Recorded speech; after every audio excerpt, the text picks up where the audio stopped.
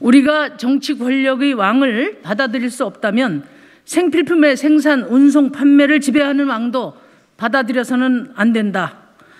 이미 130년 전 미국의 반독점법을 최초로 만들었던 존 셔먼 상원의원의 경고입니다.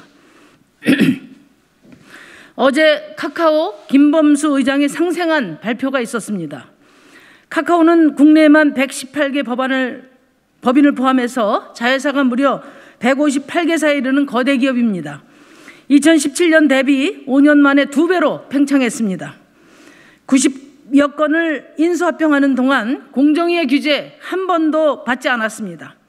금융 서비스부터 퀵 서비스, 꽃 배달, 택시 호출 등은 물론이고 미용실과 네일샵, 스크린 골프장까지 골목 산곳 곳곳으로 문어발 확장하고 지네발 확장을 했습니다. 이에 대해 국민의 비난이 고조되니 소나기 피하는 식으로 상생안을 내놓은 것입니다. 과거 재벌 대기업이 쓰던 아주 익숙한 방식입니다. 기술과 사람이 만드는 더 나은 세상으로 나가겠다고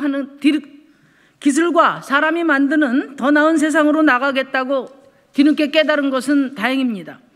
그러나 기술과 사람이 공존하는 사회를 위한 규칙을 플랫폼 기업에 맡겨놓을 수는 없습니다.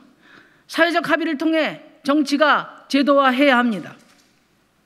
우리는 신재벌을 원치 않습니다.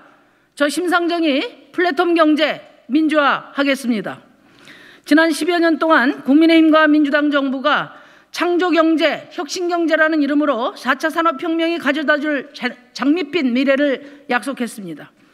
혁신이 더 나은 삶을 가져다 줄 것이라면서 이를 위해서 IT 플랫폼 기업에 대한 규제를 풀고 예외와 특혜를 인정해 주었습니다. 이런 정치권의 지원에 힘입어 몇몇 디지털 플랫폼 기업들이 벤처기업의 테두리를 벗어나 거대 기업으로 급성장했고 우리 경제는 빠르게 플랫폼 경제로 이동하고 있습니다. 코로나19 재난으로 비대면이 일상이 되고 플랫폼 산업은 더 시민들 속으로 파고들었습니다.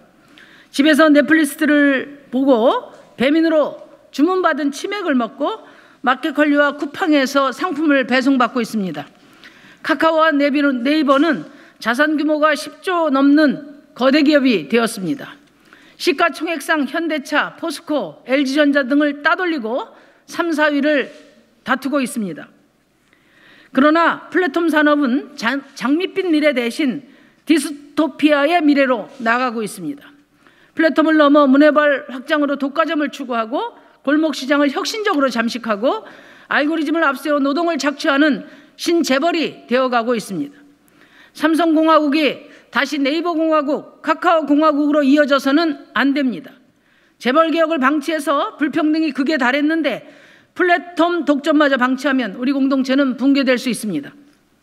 이제 거대 플랫폼 기업의 일탈이 혁신이라는 이름으로 양해되던 시절은 지나가고 있습니다. 주요 선진국들은 플랫폼 기업에게도 공정한 시장 규칙을 요구하기 시작했습니다. 최근 여론조사에서 우리 국민의 절반 이상이 플랫폼 기업에 대한 규제를 무분별한 사업 확장을 막기 위한 적절한 조치라고 답한 바 있습니다. 디지털 플랫폼 경제가 말하는 혁신이 우리 모두의 미래가 되기 위해서는 분명한 원칙이 전제되어야 합니다. 시장 질서를 교란하는 혁신은 불가합니다. 불평등을 심화시키는 혁신도 불가합니다. 불공정한 조작을 통한 알고리즘 혁신 역시 불가합니다. 인권 침해와 노동 착취에 악용하는 혁신은 모두 불가합니다. 저 심상정은 경제와 산업에서 다양한 혁신 노력을 보장하고 장려할 것입니다. 그렇지만 기술 혁신의 성과를 일부 플랫폼 기업들에게만 독식하는 독점 경제는 결코 좌시하지 않겠습니다. 이를 위해 5가지 개혁을 약속합니다. 첫째, 플랫폼 독점 방지법으로 시장 질서 교란하는 플랫폼 기업의 횡포를 막겠습니다. 네이버와 카카오 같은 일부 거대 플랫폼 기업은 이미 자산 규모 10조가 넘는 상호 출자 제한 기업이 되었습니다. 혁신이라는 말을 앞세워 온라인 시장 거래도 중개하면서 다른 중소 입점업체들처럼 거기에 올라갈 상품도 만들고 소매까지 하는 식의 관리자와 판매자 역할을 동시에 하는 이중지위를 더 이상 방치해서는 안 됩니다. 거대 플랫폼 기업이 막대한 이용자 수를 무기로 인터넷 쇼핑과 금융은 물론 택시와 대리운전, 꽃배달까지 미용실까지 문어발식으로 싹쓸이해서 골목시장과 중소기업을 밀어내는 시장 교란 행위는 제도를 통해서 방지해야 합니다. 혁신의 탈을 쓰고 괴물이 되어가는 디지털 플랫폼 공룡들의 독과점을 근본적으로 막기 위해서는 디지털 플랫폼 기업 독점 방지법을 제정하겠습니다. 혁신은 장려하되 혁신을 앞세운 시장 교란 행위, 독과점 갑질 행위, 무분별한 사업 확장을 엄격히 규제하고 혁신의 성과를 모든 시장 참여자들이 함께 누릴 수 있도록 하겠습니다. 구재벌에 이어 신플랫폼 재벌이 우리 경제를 좌지우지하게 방치하지 않겠습니다. 오늘날 플랫폼 거대 기업들의 일방적 질주를 멈춰 세우기 위해서 각국이 나서고 있습니다. 아마존 반독점 정책으로 명성을 얻은 리나 칸 미국 공정거래위원장은 아마존이 마켓플레이스를 주업으로 하면 거기에 올라가는 다른 소매업들은 하지 말아야 한다고 경고하고 있습니다. 미국 의회는 플랫폼 독점 종식법을 포함한 5대 입법을 발의해서 본격적인 규제에 나서기 시작했고, 바이든 대통령은 지난 7월 행정명령으로 대통령 직속 경쟁위원회를 신설했습니다. 유럽도 디지털 플랫폼 경제의 민주화를 위해 디지털 시장법을 준비하고 있습니다. 둘째, 인터넷 전문은행도 예외 없이 금산분리를 적용하도록 하겠습니다. 금산분리 원칙은 산업의 오랜 전통이자 글로벌 규범입니다. 일반 기업이 은행이나 금융을 겸업하게 되면 그 은행이 소유한 기업에게 신용 특혜를 줄 수 있고 그 기업의 경쟁 기업에게는 분리할 수 있다는 것을 모두가 인정했기 때문입니다. 하지만 금산분리 예외 적용을 받았던 인터넷 전문은행 카카오뱅크는 지난 8월 6일 상장 당시 국내 최대 은행인 KB금융보다 시가총액이 무려 11조가 넘을 만큼 거대해졌습니다. 당초 중저신용과 틈새 시장에 맞춘 혁신 핀테크 기업으로 자리매김할 것이라는 전망과는 달리 대출 이자율도 낮지 않고 대출의 90% 가깝게 고신용자에게 집중되고 있는 상황입니다. 금융사를 3개 이상 소유하며 금융공룡이 된 카카오는 금융그룹 감독에서도 제외됐습니다. 카카오뱅크와 K뱅크는 비금융기업이 의결 지분권을 34%까지 보유할 수 있는 금산분리 예외 대상이기 때문입니다. 이제 더 이상 혁신금융이라는 이름으로 인터넷 전문은행을 금산분리 예외지대에 두는 것은 정당화될 수 없습니다. 이미 시스템적으로 중요한 금융기관이 되어버린 인터넷 은행도 다른 은행들과 공정하게 금산분리 규정을 받도록 제도를 개선하겠습니다. 금산분리 규정에서 예외를 두는 인터넷 전문은행법은 태어날 때부터 대기업 특혜법이었습니다. 애당초부터 잘못 태어난 것입니다. 저는 처음부터 이 법을 강력히 반대해왔던 사람입니다. 당시 정부와 거대 양당은 인터넷 은행이 중저금리 시장의 틈새를 메꿀 것이고 메이저 금융은 되지 않을 거라고 강변했었습니다. 양당, 이제 어떻게 책임지시겠습니까? 셋째, 플랫폼 기업부터 주 4일제 도입을 권고하겠습니다. 노동 착취의 혁신이 아니라 노동자 삶의 질을 혁신하는 데 앞장서도록 플랫폼 노동 특별 규정을 마련할 것입니다. 혁신을 말하는 기업이라면 사업 모델만 혁신적일 것이 아니라 노동 환경부터 노동자에게 친화적인 혁신을 해야 합니다. 혁신을 말하는 디지털 플랫폼 기업은 급성장하고 있는 동안에 그곳에서 일하는 IT 노동자들도 혁신의 과실을 과연 함께 누리고 있는지 되물어야 합니다. 최근 사례를 보면 혁신을 떠맡고 있는 IT 노동자들은 장시간 노동에 직장 내 괴롭힘까지 당하면서도 정보 통제로 인해 제대로 이의조차 할 수 없는 참담한 상황에 놓여 있습니다. 이제 장시간 공짜 노동을 강요한 포괄임금제는 없어져야 합니다. 노동자들이 혁신의 성과를 공유해야 합니다. 혁신 기업들이라면 제가 공약한 주 4일제 근무를 가장 먼저 적용해야 할 것입니다. IT 노동자들도 충분한 단결권과 단체 교섭권을 행사할 수 있어야 합니다. 미국 바이든 정부는 취임 후 행정명령 1호를 통해서 단체 교섭 시 모기업의 사용자를 공동사용자로 등록하도록 했습니다. 제가 대통령이 되면 바로 적용할 것입니다.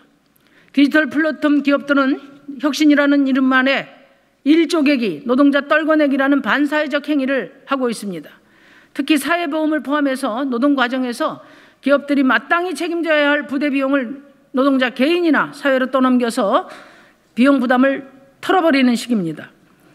위험을 무릅쓰고 혁신을 해서 수익을 올리는 것이 아니라 위험을 사회 구성원이나 사회 전체에 떠넘기는 시기로 위험을 회피한다는 것입니다. 언제부터 위협을 무릅쓰는 것이 자본가의 미덕에서 노동자의 미덕이 되었습니까? 아무리 디지털 플랫폼 기업이 전통 기업과 다르다고 하지만 여전히 주주가 있고 일하는 노동자들도 일하는 방식이 달라도 온라인 플랫폼에서 일감을 얻어 노동으로 생계를 이어야 하는 노동자 시민입니다. 플랫폼 노동자들의 노동권은 온전히 보장되어야 하며 플랫폼 노동자도 사회보장 안에 완전히 들어와야 합니다. 특히 정보의 투명성을 위해서라도 플랫폼 노동자들의 경영 참여가 보장되어야 합니다. 제가 1호 공약으로 내놓은 신노동법은 플랫폼 노동자들의 노동권을 완전히 보장하고 플랫폼 노동자들도 사회보험의 혜택을 받을 수 있게 하며 최소 소득 보장을 하기 위한 법안입니다. 넷째, 알고리즘이 사람을 지배하는 일은 없도록 하겠습니다.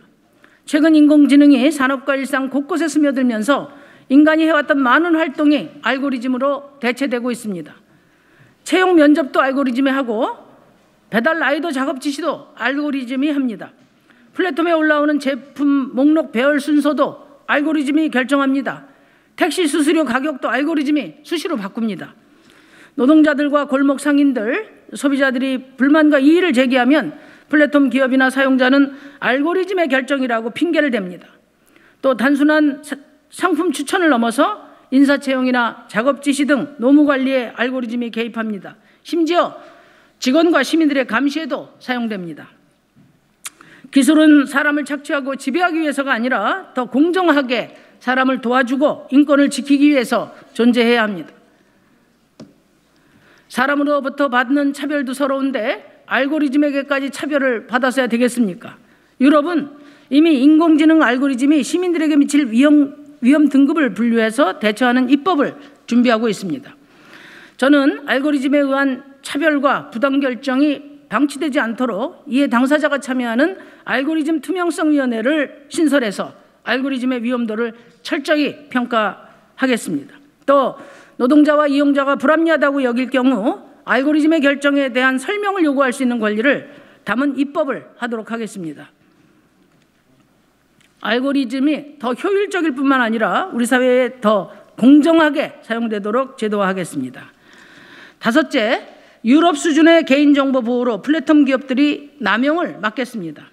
지금은 모든 개인을 존중하고 보호하는 시대입니다. 하지만 개인의 사생활과 정보 보호는 더욱 취약해지고 있습니다.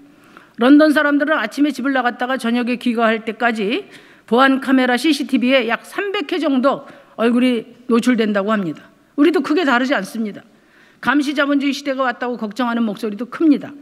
지난 2020년 데이터 3법 통과 이후 개인 신용 정보와 통신 내역, 포털 사이트에 저장된 개인 정보를 기업들이 통합시켜서 비즈니스에 활용할 수 있는 마이데이터 서비스가 시작될 준비를 하고 있습니다.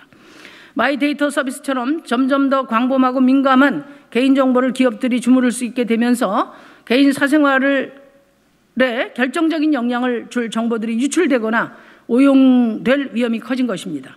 유럽은 이미 2018년부터 디지털 시대에 개인 인권을 더 확실히 보호하기 위해서 개인정보보호법 GDPR을 제정했습니다. 우리도 유럽 수준 이상으로 개인의 정보가 온라인에서도 확고히 지켜질 수 있도록 개인정보 보호를 할 권리, 잊혀질 권리, 설명을 요구할 권리를 제도화할 것입니다.